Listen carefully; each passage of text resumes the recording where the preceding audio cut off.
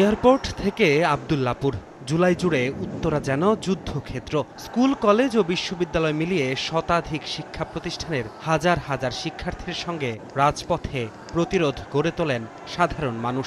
একদিকে আওয়ামী সরকারের পুলিশ বাহিনীর নির্বিচার গুলি, অন্যদিকে ছাত্র জনতার আত্মহুতি। ফলাফল মুগ্ধসহ অসংখ্য তাজা প্রাণের অকাল সমাপ্তি।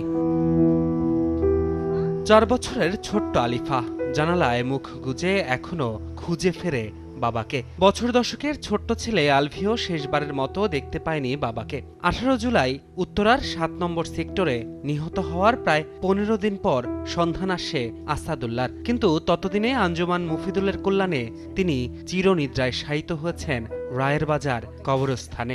আগস্টের 10 তারিখের পরে আপনার সিসি ক্যামেরা ফুটেজ দেখাচ্ছে ঢাকা মেডিকেল থেকে, আমরা খুঁজেই পাইনি মরদেহ। এই আন্দোলনে যারা নেতৃত্ব দিয়েছেন সামনে থেকে, তাদের কাছে এখনো দিনগুলো দুঃস্বপ্নের মতো। নিরস্ত্র ছাত্র জনতার বুক তাক করে যেভাবে করা হয়েছে গুলি, তা ভেবে এখনো রীতিমতো আঁতকে ওঠেন তারা। মোবাইল হাতে নিয়ে আমি দৌড়ে এই পাশ থেকে ওই পাশে যাচ্ছিলাম।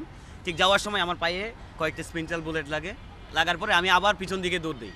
পিছন দিকে দৌড় দেওয়ার সময় আমার এই যে পায়ে এই রানের গোড়ায় গুলিটা লাগে। গুলি লাগার পরে আমি পরে যাই। ও এই ঢাকনাটা যখন খুলতে যায় ফায়ার করা শুরু করে এবং তার বুকটাকে ঝাঁঝরা করে ফেলে চোখের সামনে। আমি তখন ছিলাম। তারপর ও লাশটাকে টেনে হিচড়ে নিচে ফেলা হয় এবং এই এপিসি গাড়ি দিয়ে তার মাথার উপর দিয়ে 3-4 বার নেওয়া হয়। বাংলাদেশ মেডিকেলের কিছু দায়িত্বশীল ডক্টররা ছিল, তারা তাদের ট্রিটমেন্ট করবে না বলছে। তারা হচ্ছে আওয়ামী লীগপন্থী। সরকার যেন তাদের পরিবারের পাশে যে দাঁড়ায়। আমরা চাই যে পুলিশ জনগণের জন্য কাজ করবে। আসাদুজ্জামান আকাশ। 18 জুলাই যেদিন উত্তরা পরিণত হয়েছিল রণক্ষেত্রে, ঠিক সেদিন একটি বুলেট এসে তার পেটের সামনে দিয়ে ঢুকে বেরিয়ে যায় পিঠ দিয়ে। প্রাণে বাঁচলেও এখনো আছে তীব্র যন্ত্রণা। 250 থেকে 300 গ্রাম মতো মাংস ভিতরে নাই আমার। 3টা গজ যে ব্যান্ডেজগুলো থাকে নর্মালি ঢোকানো যায়, আমার এক্সিডেন্টটা ওর 3টা গজ ঢোকা যেত ভিতরে। তখনকার চিৎকারটা আমার জীবনটা আমার বের হয়ে যাচ্ছে, এমন অবস্থা লাগে নিজের কাছে। আল্লাহ আমার ছেলেটারে তুমি জান্নাত দিও, শহীদের মর্যাদা দিও আল্লাহ। আমার কলিজার টুকরা ছিল আমার ছেলে। ঘর জুড়ে অনেক সরঞ্জাম এখনো ছড়িয়ে ছিটিয়ে পড়ে আছে, তবে এখন আর নেই একসময় এগুলোর নেশায় মত্ত থাকা আইইউটির ছাত্র তানভিন। জুলাইয়ের 18 তারিখ পুলিশের গুলিতে ঝাঁঝরা হয়ে যায় তার দেহ। মা এখনো স্মৃতি হাতড়ে বেড়ান। বাবারও রাষ্ট্রের কাছে আর নেই কোনো চাওয়া। আমি নামাজ পড়তে বসলে এখানে আসতাম, তুমি আমার একটু দোয়া কইরা দাও আল্লাহ। আমার ছেলেটাকে গুম করার জন্য পুলিশে ঢুকছিল। সারা দুনিয়া দিল কি আমার ছেলে সমান হবে না। সারা দুনিয়া দিল, আমার একটাই চাওয়া, আল্লাহ যেন আমার ছেলেকে জান্নাতবাসী করে। এই যন্ত্রণা ভুলে কবে স্বাভাবিক জীবনে ফেরা সম্ভব হবে তা জানা নেই পরিবারের কারো।